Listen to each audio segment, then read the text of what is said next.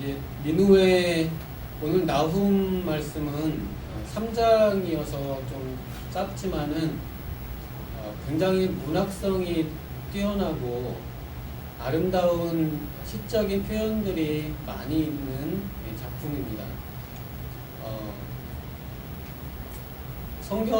성경에서 이렇게 심판에 관련된 메시지들이 있는 경우에 의외로 표현들이 아름다운 시적인 표현들이 많이 있는 것을 보게 됩니다. 문학 작품에서도 비극적인 사랑의 이야기 중에도 비극적인 작품들이 글귀들이 시적이고 아름다운 표현들이 많이 있습니다. 또 역사적인 드라마도 비극적인 좀 장엄미라고 하는 면이 있습니다. 그래서 홍콩 영화 같은 데도 이렇게 그런 내용들 보면 옛날에 장국영이라든지 이런 영화 장르들을 보면 폭력을 미화하는 건 아니지만 삶의 어두운 면을 다루는 작품일수록 장엄미라고 해서 좀 아름답게 모습을 표현하는 부분이 있는데 나훔 말씀은 니느웨에 대한 심판의 말씀인데 그 표현 문장들은 굉장히 문학적이고 시적인 표현들, 의성어 이런 것들이 잘 사용되어 있습니다. 그래서 이것은 저희가 신앙인들이 이 세상에 특별히 비극적인 장면들을 바라볼 때 저희가 너무 심각한 건 너무 심각하게 받아들이기보다는 심각한 것은 가끔 이렇게 예술적으로 승화시켜서 표현하는 것도 필요하다. 그런 것들도 보여줄 수가 있겠습니다.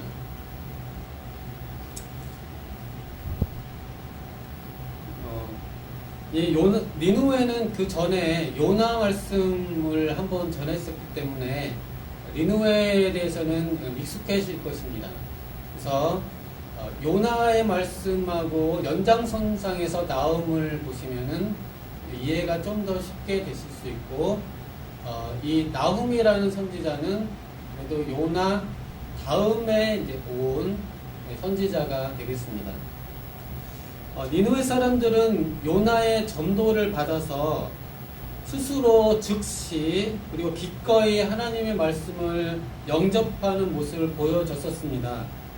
그리고 여호와께 회개해서 돌이키는 모습을 분명히 보여줬습니다.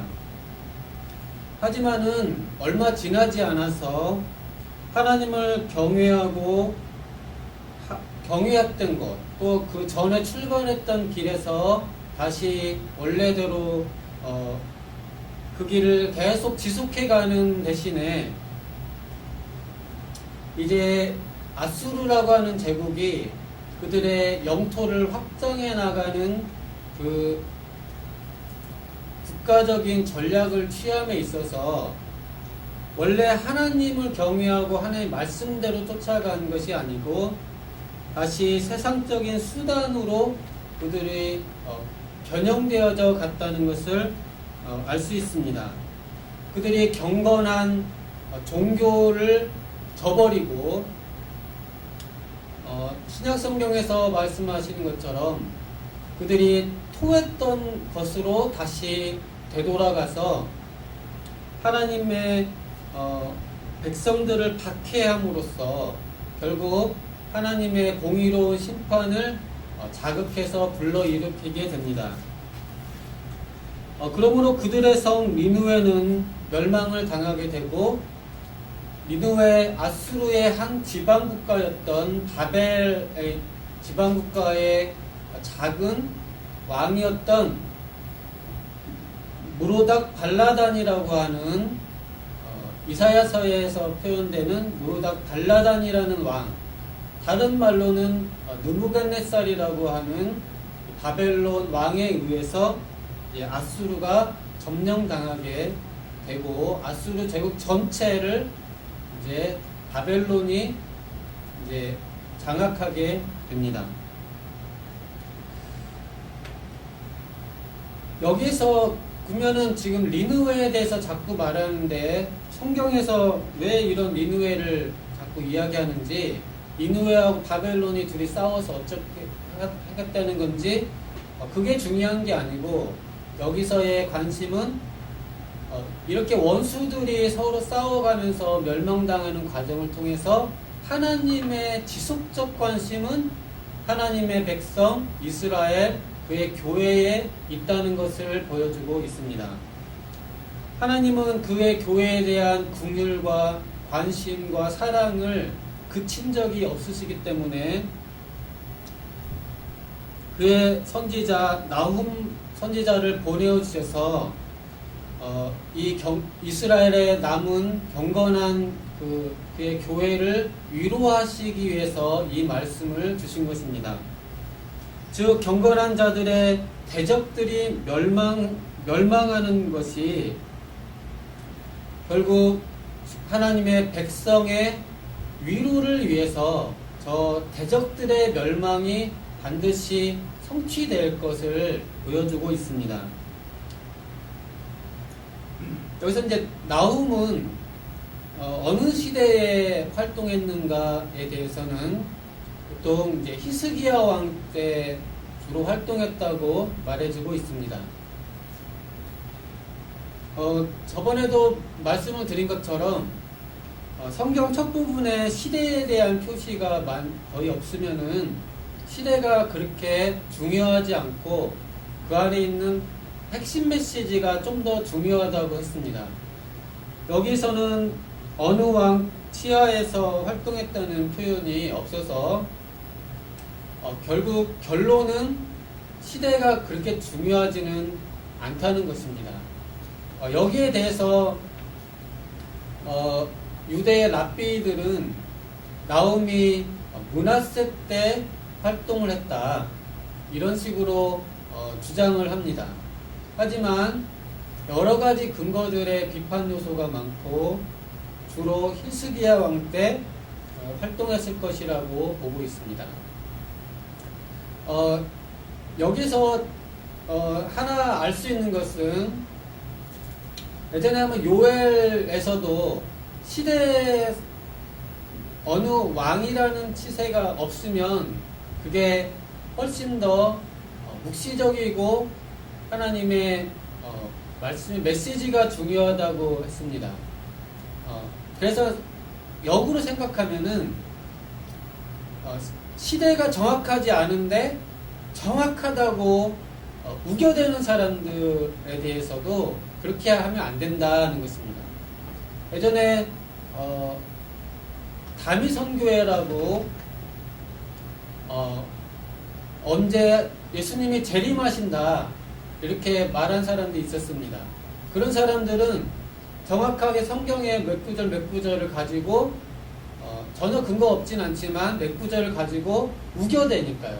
우겨대서 언제 10월 언제 예수 오신다 이렇게 우겨대는 거에 대해서 정확한 시대의 표시가 없으면 그냥 불확실한 채로 놔두는 것이 오히려 성경의 메시지다 하는 것입니다. 하지만 유대 랍비들이나 또 몇몇 이런 우겨대는 학자들은 자기들 몇 가지 근거로 나훔이 므낫세 때 확실히 그랬다. 네. 옛날에 그런 전통 이런 분들이 우겨대는 게 있습니다. 그냥 므낫세 밑에서 므낫세 때 활동했다 누가 랍비가 해놓으면 사람들이 그냥 쭉쭉쭉 가가지고 다 그게 당연하다고 이렇게 내려오는 그런 경향이 있었습니다. 이거에 대해서 여러 가지 상황에 볼 때 므낫세 때가 아닌 것도 여러 가지 있기 때문에 불확실한 것은 불확실한 채로 둬야 된다. 목사님들도 가끔 그렇게 우겨대는 목사님들도 있습니다. 우겨대면 그냥 좋은 줄 알고 그냥 막 이렇게 말을 던져버리면은 다 되는 것처럼 그렇게 하시는 분들이 있지만은 오히려 그런 거에 대해서는 자제를 해야 된다는 것입니다. 불확실한 것은 불확실한 채로. 그래서 히스기야 때에 활동한 것으로 보입니다. 그 정도로 언제냐고 저도 잘 모르겠습니다. 잘 모르겠고 아마도 히스기야 때쯤일 것이다. 그 정도가 저도 할 수 있는 말입니다. 근데 저도 잘못하면 우겨댈 때가 있는 것 같아요. 확실히 그때예요. 이렇게 우겨대는데 해놓고 보면 나중에 틀렸을 수도 있지 않겠습니까? 그러니까 그런 것은 우기지 말고 성경에 표시가 없으면 그냥 어느 정도 그때쯤일 것이다. 그리고 사실상 중요하지도 않은 면도 있습니다. 그래도 전체적으로는 히스기야 때, 즉 요나 때 그 다음에 등장했을 것은 분명한 것 같습니다. 요나는 여로보암 왕 치세 때, 북이스라엘 치세 때 활동을 했기 때문에 여로보암 이후에, 그리고 아무래도 니느웨에 대한 경고여서 북이스라엘이 망한 그 다음일 것이 그 정도로 추측할 수 있겠습니다. 그러면은 남유다 이제 그러면 북이스라엘은 실제상 이제 망했기 때문에 이제 남유다만 남아 있습니다. 그러니까 남유다로만 생각해 봤을 때는 히스기야 왕 때쯤에 한 걸로 보입니다. 히스기야 왕 때에 이제 아수르가 이제 아직 그러니까 아수르가 이제 그때 한참 이제 가장 강성해지고 있을 때에 아수르의 왕이 사네립입니다. 그래서 사네립이 북이스라엘을 다 한 다음에 이제 남유다로 내려오죠. 사네립이 이제 유다를 점령하고 예루살렘을 포위하는 장면이 이제 기록되어 있는데 사네립이 내려오기 바로 전에 히스기야가 죽을 병에 걸립니다. 죽을 병에 걸려서 주님 이제 이사야가 당신은 죽습니다 이렇게 하니까 히스기야가 정말 가슴에 깊이 회개하며 통회하면서 주여 이렇게 이것을 돌이켜 주옵소서 이렇게 기도했을 때 하나님께서 그 상황을 돌이켜 주셔서 히스기야 생명이 15년이 연장되고 해가 10도 뒤로 움직이는 그런 징표를 보여주시는 그 사건이 이제 아수르 사네립 왕 때 일어나는 일입니다. 그래서 히스기야가 이제 사네립이 침공하기 한 1년쯤 전에 히스기야가 이렇게 회복이 되는데요. 그때 성경의 역사적으로는 바벨론에서 바벨의 왕인 브로닥 발라단이 히스기야가 회복됐다는 소식에 선물도 주고 사신을 보내는 장면이 있습니다. 거기서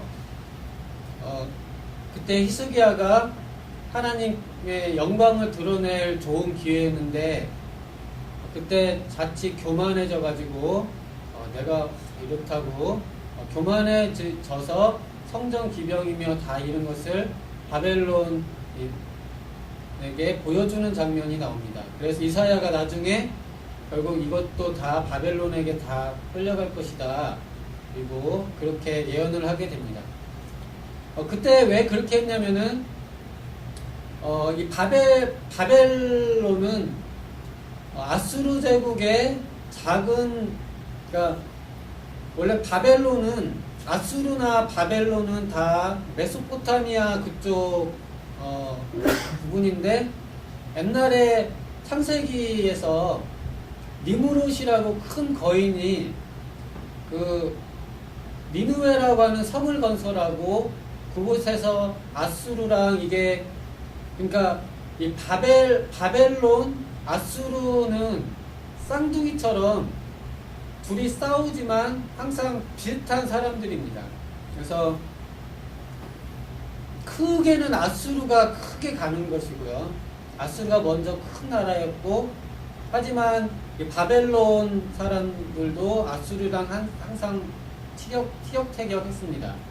근데 아수르가 있을 때는 바벨론 왕이 느부갓네살, 이 사람들은 뭐 발라단, 느부갓네살 이런 사람들은, 특히 발라단 이름들은 무로닥 발라단 이런 이름들은 고유명사라기보다는 왕이라는 이집트의 바로처럼 그런 왕의 이름들일 수 있기 때문에 성경에 여러 번 등장하고 이름이 다양하게 표현돼도 그게 그냥 바벨론 왕이다, 아수르 왕이다 이런 식으로 생각하시면 됩니다. 그래서 느부갓네살도 1세가 있고 2세가 있고 쭉 그런 거에서 성경에 상이하게 보이는 게 사실 같은 걸 가리킬 때가 많이 있습니다. 그래서 이 바벨론의 조그맣게 왕이 다시 흥기를 해가지고 아수르에 대항하는 정책을 펴니다. 그래서 그때 아수르와 싸우기 위해서 바벨론에서 남유다 히스기야 왕하고도 연합하고 몇 군데 아수리아 연합전선을 바벨과 남유대와 이렇게 해서 펴는 장면이 바벨 왕이 히스기야에게 사절을 보낸 부분입니다. 이렇게 해서 하지만 여전히 아수르가 강했기 때문에 아수르가 장악을 하고 있었습니다. 하지만 결국은 어떻게 되냐면은 이 작은 동네였던 이 바벨 조그마한 왕국이 결국은 느부갓네살 또 이 발라단 이 왕이 결국은 아수르 전 제국을 집어삼키는 그런 일이 일어납니다. 이걸 통해서 이 세상의 역사가 큰 제국이 아수르가 세상을 지배했다가 다시 바벨론이 다시 지배하는 큰 세상이 뒤집어지는 그런 역사들을 보여주고 있습니다. 나중에도 결국은 이 바벨론도 결국 고레스라고 하는 바사 메대 이쪽에서 고레스가 일어나서 이 바벨론도 나중에 치게 되죠. 네, 그렇게 해서 세상의 왕들의 역사는 이렇게 흥망성쇠를 거듭하게 됩니다.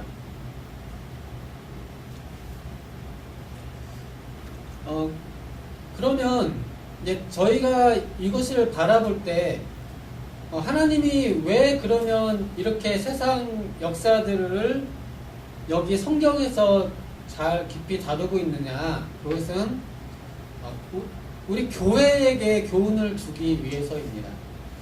아까 말씀드린 것처럼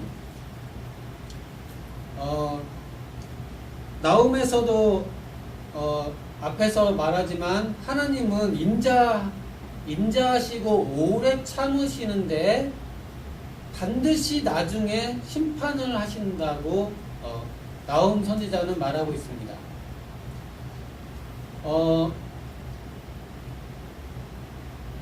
이 대적들이 작은 나라가 아닙니다.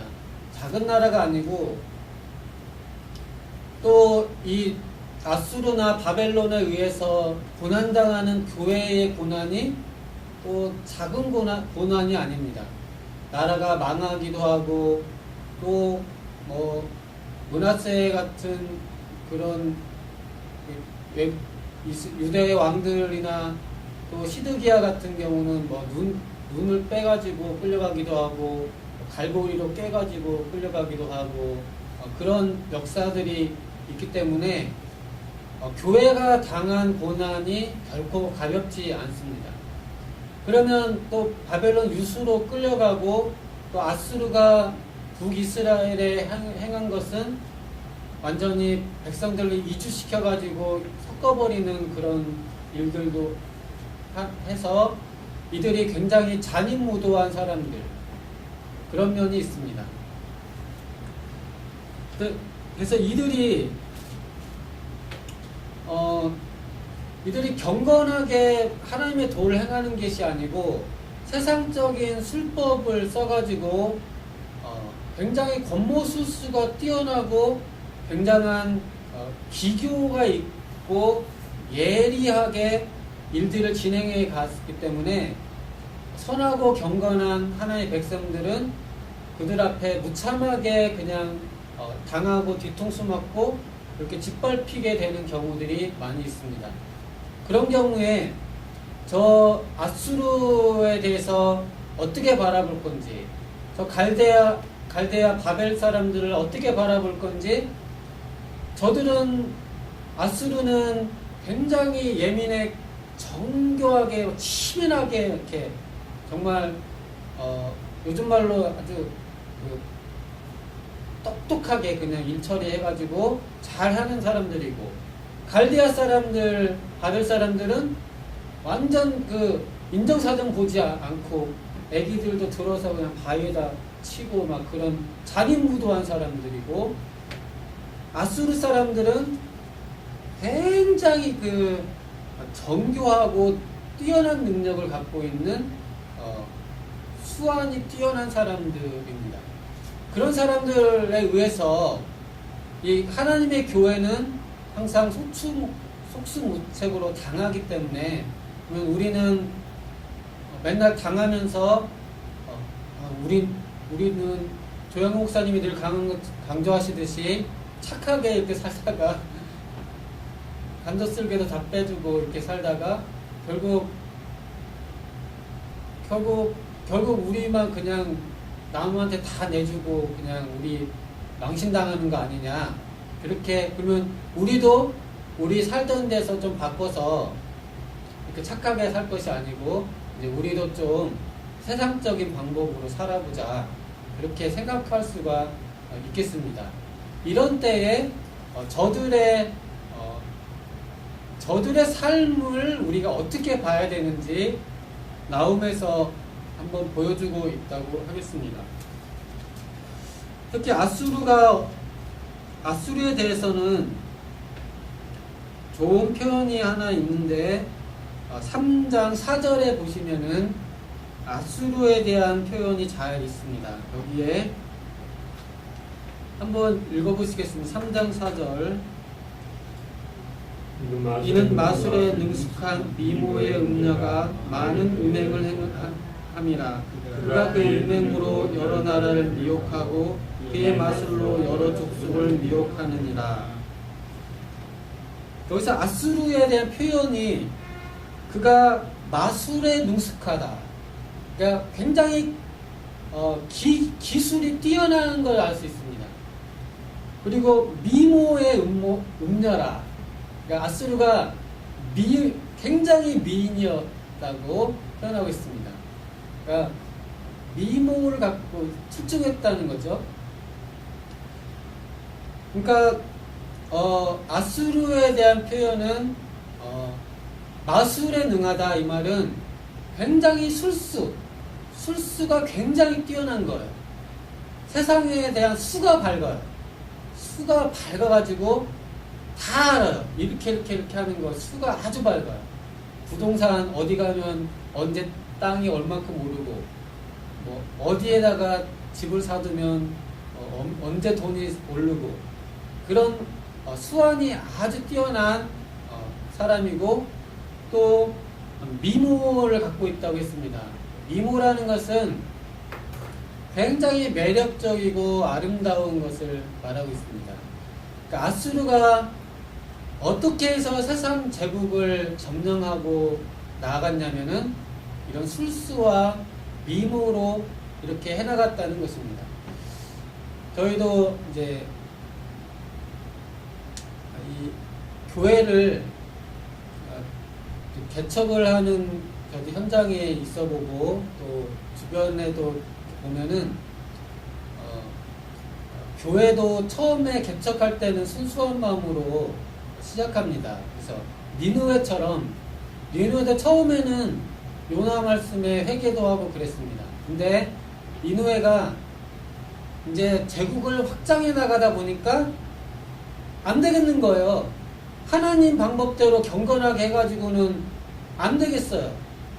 그렇게 착하게 살아가지고는 되는 일이 없어요. 그러니까 경건을 버리고 세상 술수를 쫓아가게 되는데, 교회도 개척을 하면서 교회가 처음에 성장해 갈 때 하나님이 처음 주시는 은혜로 막 가다가 경건하고 하나님 앞에 신령과 진정으로 성경에 있는 대로만, 그 방법대로만 쭉 가다가 한참 가다 보니까 조금 잘 되는데 어느 정도 됐다 싶지만 이제 아수르처럼 니느웨처럼 제국을, 영토를 확대해야 되는 거대한 제국으로 펼쳐나갈 때 보니까 안 되겠어요.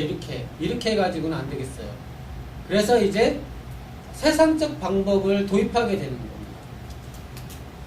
그렇게 하면은 그렇게 해서 결국 나아갔을 때 결국 니느웨 같은 잘못된 길로 큰 제국은 결성할지 모르지만 하나님이 도와하지 않으신다. 그리고 하나님의 백성을 향해서 나움은 말씀하시기를 그러니까 구약 북이스라엘에 대해서도 아까 잠깐 말씀드린 것처럼 여기에서 한 가지 잠깐 알 수 있는 거는 니느웨에 대한 하나님이 심판을 하시는 이유가 북이스라엘에 대한 보복이기 때문에, 그러면은 저희는 북이스라엘도 우상숭배가 있지만 그래도 하나님의 교회였구나, 그런 것도 저희가 발견할 수 있습니다. 그러니까 비록 신앙이 별로 안 좋아 보여도 여전히 하나님의 교회다, 그런 측면을 알 수 있고요. 또 방금 계속 말씀드린 것처럼 정말 하나님의 교회는 어떻게 이 세대에서 살아가야 되는가, 어떻게 해야 하나님께 영광이 돌리면서 부흥할 수 있는가, 부흥이 목적인가, 아니면 그래도 정도를 걸어가면서 부흥하는 게 목적인가, 그에 대해서 나움 선지자는 하나님의 경건의 말씀을 떠나지 말고 그래도 결국 인내하고 참으면 때를 이르러서 하나님이 부흥케 하시기 때문에 하나님의 법 안에서 인내하면서 하나님이 오래 참으시지만 반드시 공의로우신 하나님 앞에 꾸준히 참고 인내하면서 계속 착하게 살아라, 사랑하면서 살아라, 말씀대로 살아라, 말씀 배운 대로 목회하고 배운 대로 전도하고 목회하면 하나님 반드시 정말 큰 시온의 대로가 열리게 하는 정말 하나님이 기뻐하시는 부흥을 이루어 주겠다. 그러니까 끝까지 착하고 바른 길로 목회해라, 그렇게 말씀해주고 있는 것입니다. 그래서 아수르 같은 그런 나라들을 부러워하지 말고, 갈대아, 바벨론 이 사람들도 부러워하지 말고, 그들이 마술에 능하고 미모가 출중해서 세상을 유혹했지만 결국은 나중에 지나고 보니까 하나님이 다 그들은 심판을 한다, 그렇게 말을 하고 있습니다. 이 심판 장면을 아까 초두에 말씀드린 것처럼 혹시 목사님, 사모님 기억나세요? 예전에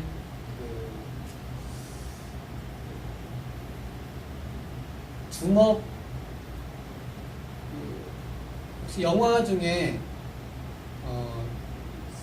안성기도 나오고 주먹으로 이렇게 서로 이렇게 아름답게 빗속에서 아름답게 표현하는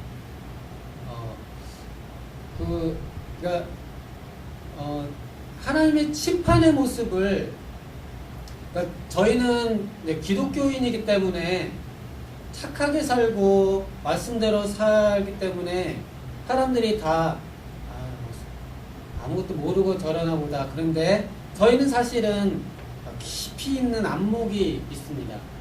근데 하나님이 나홈에서 이 아수르의 심판 장면, 니느웨의 심판 장면을 제법 경쾌하고 아름답게 표현하고 있습니다. 아까 3장 1절 2절 한번 보시겠습니다. 화 있을진저 피의 성이여 그 안에는 거짓이 가득하고 포악이 가득하며 탈취가 떠나지 아니하는도다. 휙휙하는 치칙소리, 윙윙하는 병거바퀴 소리, 뛰는 말 달리는 병거, 충돌하는 기병, 번쩍이는 칼, 번개 같은 창, 죽임당한 자의 때, 죽음의 큰 물이 무수한 시체여 사람이 그 시체에 걸려 넘어지니. 이것처럼 니느웨의 멸망에 대해서 나훔이 표현을 이렇게 휙휙 하는 치칙 소리, 윙! 윙! 하는 바퀴 소리, 뛰는 말 하는 그런 표현을 굉장히 의성어를 많이 써서 표현합니다. 그러니까 굉장히 막 니느웨가 망하는 장면을 이 나훔 선지자는 휙휙 윙윙 하면서 이 멸망 장면을 굉장히 경쾌하고 역동적으로 표현하고 있습니다. 이것이 저희 신자에게 위로가 된다는 것입니다. 저희는 기독교 신자는 솔직히 저희가 만만한 사람들이 아닙니다. 저희가 몰라서 그런 게 아니고 주님 말씀을 알기 때문에 참고 인내하는 거지 바보가 아닙니다. 결국 저들의 멸망이 어떻게 될지 알기 때문에 그렇습니다. 하나님께서 하늘에서 횟집을 휘둘리시면서 병거를 날 때 휙휙 윙윙 하면서 저들 다 쳐부시실 그 장면을 생각할 때 저에게 위로가 된다는 것입니다. 하나님의 심판이 하늘로부터 임할 것이기 때문에 위로가 됩니다. 그래서 가끔 요즘 기독교가 저희 인내하고 착하게 살다 보면 중요한 심판의 메시지를 망각할 때가 있습니다. 저는 기독교인들이 이 지옥의 말씀, 심판의 말씀을 전해야 된다고 봅니다. 그걸 빼버리면은 제가 장기 이야기를 가끔 드리는데요. 장기로 치면 차포 뛰는 것 같아요. 지옥에 대해서, 심판에 대해서 빼버리면은 사실 기독교 복음의 메시지가 많이 힘을 잃습니다. 저희가 착하게 살고 참고 이쪽 때리면은 이쪽 돌려대고 원수를 보복하지 않고, 그건 우리가 보복하지 않는 것이고요. 우리가 하지만 결국은 지옥에 대해서 우리가 분명한 메시지를 전해줘야만 우리가 참는 것이 살아나는 것입니다. 그러니까 요즘 사람들이 너무 만만하더라고요. 너무 만만해가지고 기독교인들 막 무시하고 그러더라고요. 근데 진짜 그들의 당할 멸망을 생각해 보면은 그들도 가끔 자다가 뜨끔할 정도로 가끔 이 지옥의 메시지 선포해 줘야 됩니다. 당신들 결국 어떻게 될 것인지 한번, 당신들 지금 이렇게 그냥 뭐 아파트 크게 지어놓고 뭐 이렇게 뭐 웰빙하면서 돌아다니고 뭐 자기 손자 키우고 뭐 이렇게 뭐 그렇게 살아가는데 결국 어떻게 될 것이냐? 당신 한번, 당신하고 당신 아들, 당신 손자 한번 같이 한번 지옥불에서 한번 불구덩이에서 한번 불에 타면서 한번 한번 생각해 봐라. 당신 자녀, 당신 손자 끼고 재밌게 한번 평생 재밌게 살아본다고 그렇게 기독교인들 핍박하고 경건하게 살아가면서 비웃고 그렇게 니들 그렇게 살았지? 니네들 한번 네가 그렇게 아끼고 살았던 네 자식하고 네가 그렇게 아끼고 살았던 그 손자하고 같이 한번 지옥불에서 한번 불에 타봐라. 한번 그렇게 생각해봐라. 그랬으면은 경건한 사람들, 경건의 길 떠나서 경건한 사람 비웃으면서 희희낙낙 걸을 수 있겠느냐. 그런 이 심판의 메시지를 전해줘 봐야. 사실 이 사람들은 대부분 행복을 위해서 살아갑니다.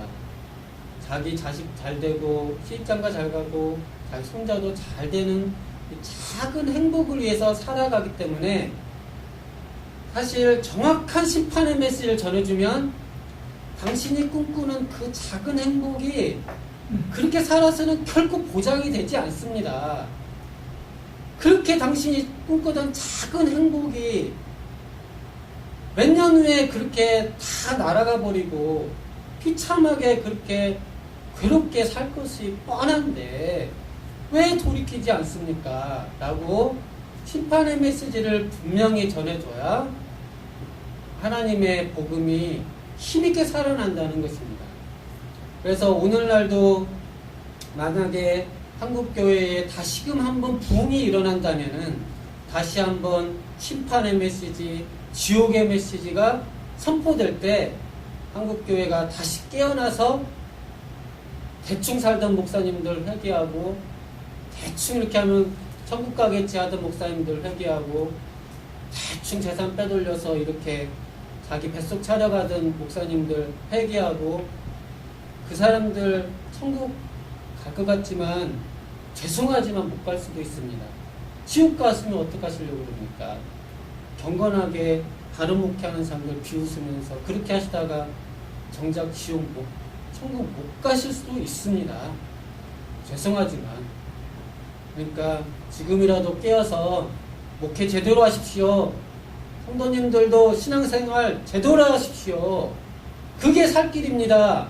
이렇게 메시지가 전파될 때 한국교회에 지금 너무 막 흐느적거려 버리는 이 한국교회가 다시 한번 허리띠를 둘러매고 부흥할 수 있다면 이러한 다시 지옥과 심판의 메시지들이 좀 더 살아나는 것이 필요할 것이라고 생각됩니다. 이 심판의 메시지가 경건하게 살고자 힘쓰는 선하게 살아가고자 하는 주의 종들과 교회들에게 위로가 되고 또 끝까지 인내하면서 끝까지 희생하면서 살아가는 교회들에게 힘이 되고 위로가 될 수 있기를 기도를 드립니다. 기도하겠습니다. 감사하신 하나님 아버지, 하나님께서 교회를 사랑하셔서 경건하고 주님 앞에서 진리와 영으로 살아가는 그 백성들을 결국 위로하셔서 하나님께서 건져주실 줄로 믿습니다. 하나님의 이 사랑을 믿고 끝까지 선을 행하되 낙심치 않고 묵묵하게 주의 정도를 걸어가게 도와주시옵소서. 하나님 말씀 예수님 이름으로 기도드리옵나이다. 아멘.